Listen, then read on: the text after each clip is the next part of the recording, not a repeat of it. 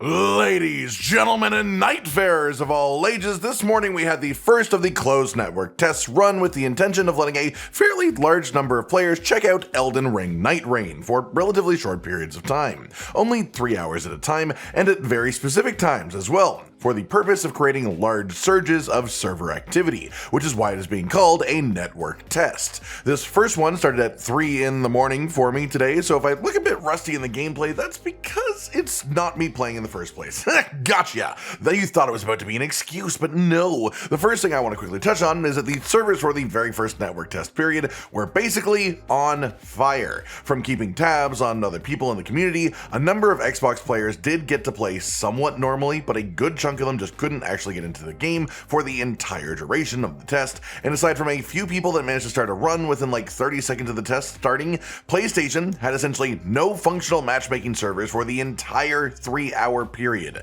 with From Software even announcing straight up maintenance for the server. That said, they have also mentioned a potential extra test period coming as a result of this, but overall this really drives home how little time that we can expect to have with the game, even for the people that have made it into this test. I do want to stress that I'm not really complaining. This is literally a network test. It was built to test the network, which it is clearly doing, but hopefully we do get to actually have a better, more consistent experience with the further examples. With that in mind, and with the fact that I've been just obsessively checking out other people playing this game to try and get my own fix while I was unable to enter the game myself, let's go over the entire gameplay loop of the game and the fundamentals of what it is and how it flows, either so you can make the most of your limited time to play it currently, or if you are someone without a key who just wants to actually know more about Nightreign in the first place. Some tips or useful information from other players as well to help you get started and have a better time when you actually can play, and then just my own thoughts on it all as someone who both loves roguelike action games and was definitely on the skeptical side about this game personally when it was initially announced and revealed.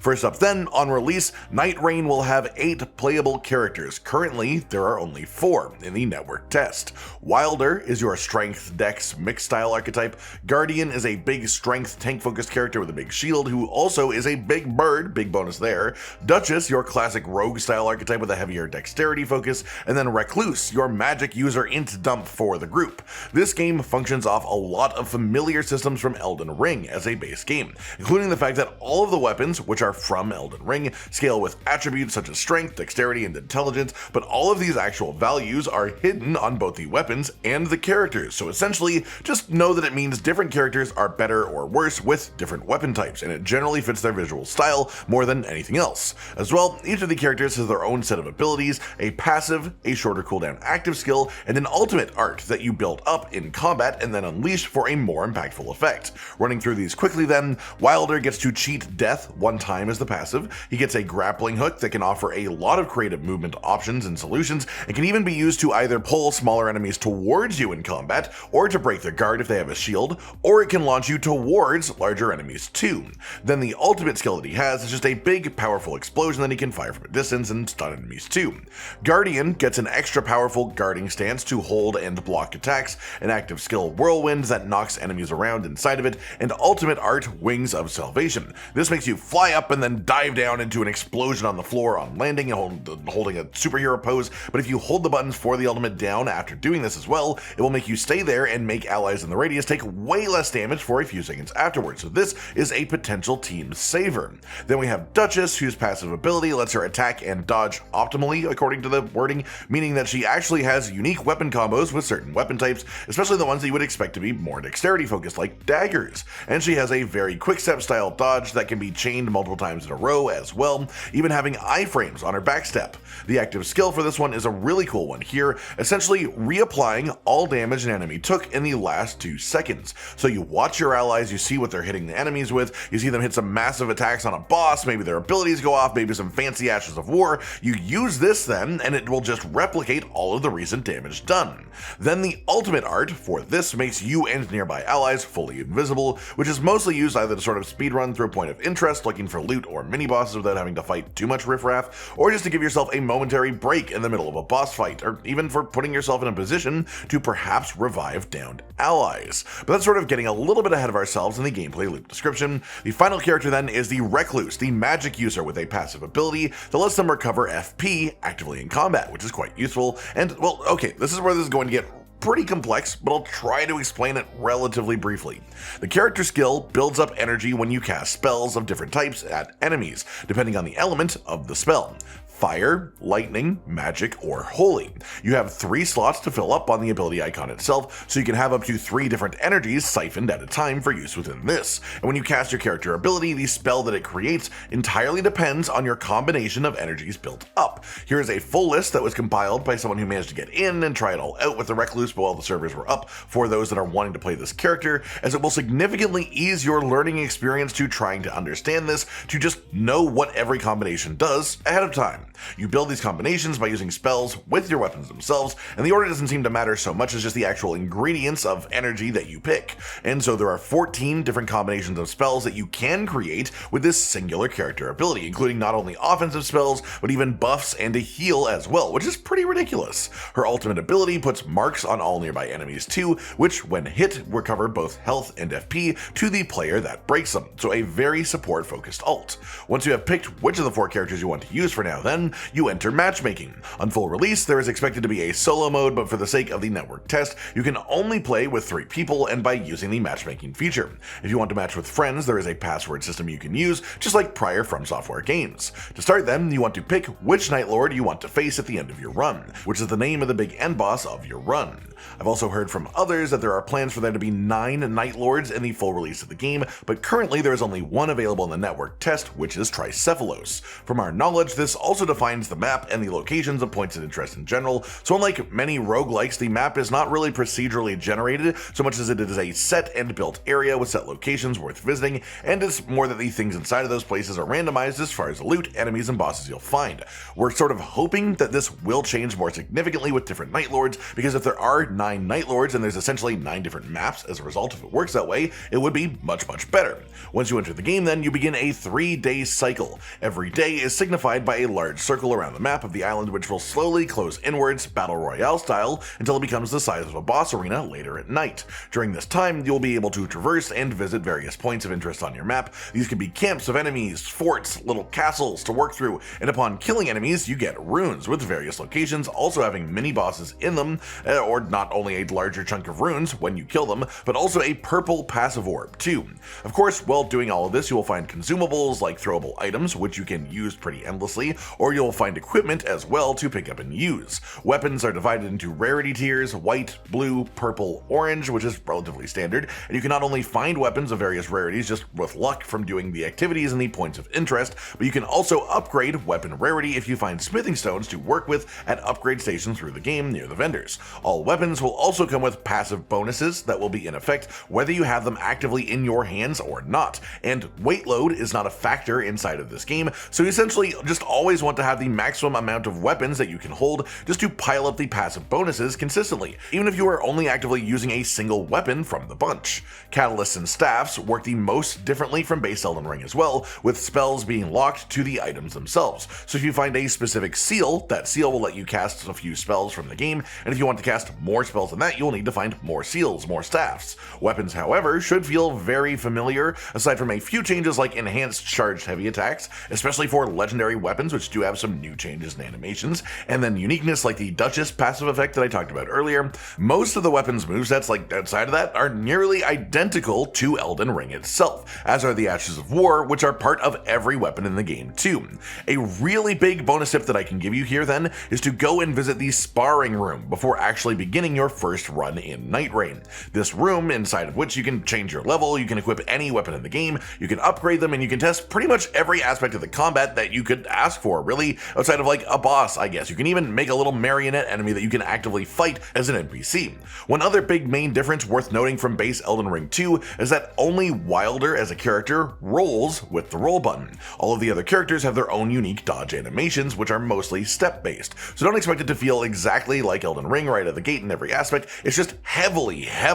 based on it. Back to mini-bosses then. On death, they will drop an orb that all players in the party can interact with, and doing so will offer you either some small passives or some weapons. These can range from just general stat increases up to things like firing off magic when you do a roll, so while some of them are a little bit plain, if definitely effective, others are definitely more interesting and creative as well, and those are the ones that I like. That said, there are sites of grace around the world as well that you can come upon and rest at to level up your character. While the combat itself is near identical to Elden Ring in a lot of ways, the leveling system is quite different. You don't choose individual stats, you just gain a chunk of stats per level dependent on the character you've chosen, as I mentioned earlier. This will cost you runes to do, and as a result, while the specific results will vary depending on character and weapon of choice, leveling up gains you a lot of damage regardless of what weapon or character you are using. And as of this point, seemingly the biggest upgrades you can get are from leveling up, which means essentially a lot of your time spent during the day cycle of this game is going to be focused around farming runes specifically as efficiently as you can,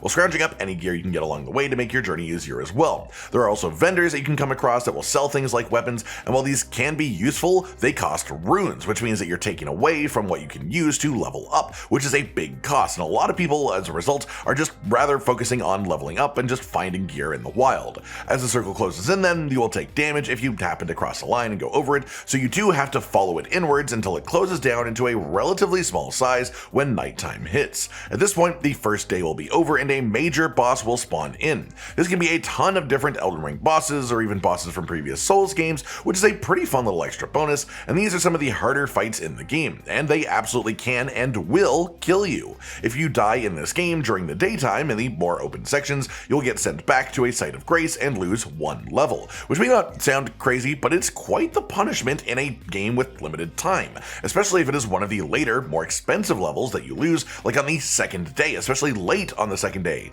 However, if you die during nighttime in the forced major bosses, the run will just end there, you're kaput. If you are in multiplayer as opposed to solo, you can actually revive downed players by dealing damage to them, and this includes even using ranged weapons to revive them from a distance. Each time that a player dies, it will be harder to revive the next time, and during daytime, reviving players has a timer that you have to complete it within before they are force respawned, whereas during night bosses, a player will just stay dead on the ground until either they are revived by a different player or there is a full party wipe, which ends the run entirely. After you kill the major boss then, you get to pick a major passive, which, you guessed it, are just larger, more impactful versions of the same passives that you get from the mini-bosses during the day cycle. After the boss is slain, you will be able to begin day 2. This plays out exactly the same as day 1 pretty much. You look out to plunder points of interest, gaining as many runes and equipment upgrades as you can along the way, staying within the ever-shrinking circle of safety until it becomes a tiny little circle and another major boss spawns. After you defeat the second major boss at the end of the second day, you will immediately begin day 3, which is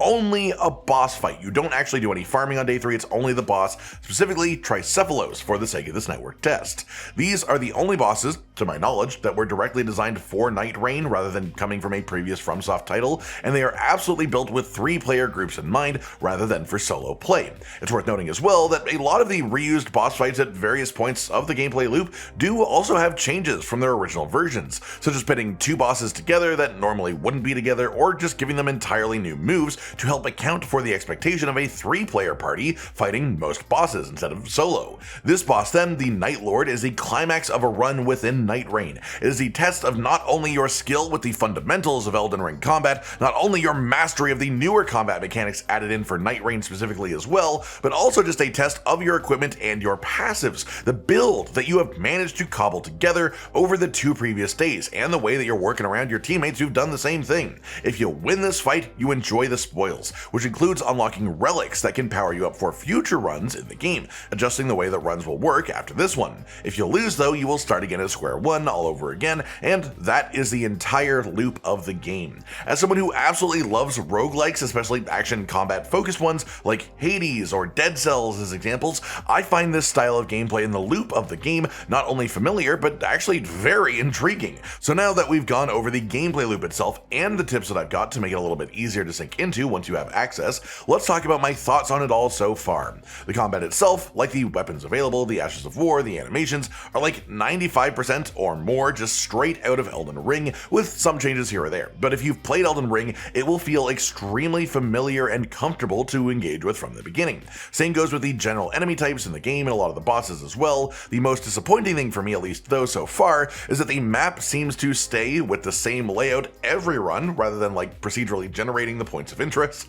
Obviously, the loot itself and the enemies and the bosses are random, but the locations seem to be the same and the layout of the map as well. There are still things like random events that you can find, like rifts in space that spawn loads of enemies, or you can be invaded by Margit out of nowhere, which is a pretty neat interaction, but the amount of variation between runs seems relatively low right now for what I would like personally. In theory, different Night Lords might have different map setups, but we only got access to one of these in the network test, so this is all we know really. We don't know what's going to be happening for sure, that's mostly just hopium. That said, the combat is smooth, and while I was worried it may not fit a roguelike style of gameplay loop, it definitely does work. It's a bit rough around the edges right now from what I can tell. I wish a lot more of the actual upgrades on weapons or passives were more creative and less just pure stat gains. As I mentioned earlier, there definitely are some good ones. There's some creative things. There are just also a lot of them that are just flat stat gains of various kinds that make you stronger, yeah, but in ways that are just either boring or not visible to the player past literal damage number increases, which is also boring. That said, outside of that, I am quite pleasantly surprised by what I'm seeing from Nightreign. I'm someone with hundreds upon hundreds of hours in Elden Ring itself, of course, so my opinion does have some bias, but it feels simultaneously like a really strange sort of out-of-nowhere move from Software to make for actually creating this game, but also like a really sort of brilliant way to make use of the hundreds of weapons and enemies and bosses within Elden Ring to create something completely new. Something that will appeal both to original Elden Ring fans for the return to its combat and its weapons, but also possibly to people who have never played a From Software game before, because this is just a totally new genre of game for them to tackle. Overall, my thoughts are that the game is fun. It's not going to be a full-price title on release either. It's essentially the cost of a DLC, if not less. And while I don't think this is likely to totally take over my life, I can absolutely see myself dragging in a couple of friends to just play this game together and enjoy it for all it has to offer over the course of a few weeks, and just enjoying its unique take on not only Elden Ring itself, but also bringing back some more classic Souls bosses too. On the whole, my thoughts are positive so far. I don't think it's going to be the game of the year, but it's totally worth checking out in a bit more detail if you were someone who was skeptical about the game, like I was before getting to actually see what it has to offer. That just about does it for today, though, everyone. Just a bit of a roundup on what Nightreign actually is now that players have been able to get their own hands on the game themselves, even if I haven't myself, what the gameplay loop itself is for the game, a bunch of tips that I've heard from other players, and then just my own thoughts and my instant gut reaction to everything I've been learning about the game so far. Like if you liked the video, subscribe to the notification bell for more, and most importantly, ladies and gentlemen, until next time, stay sweet.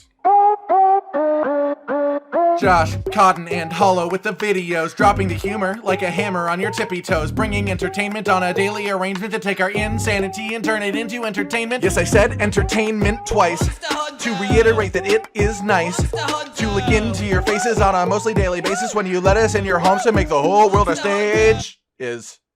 Goodbye.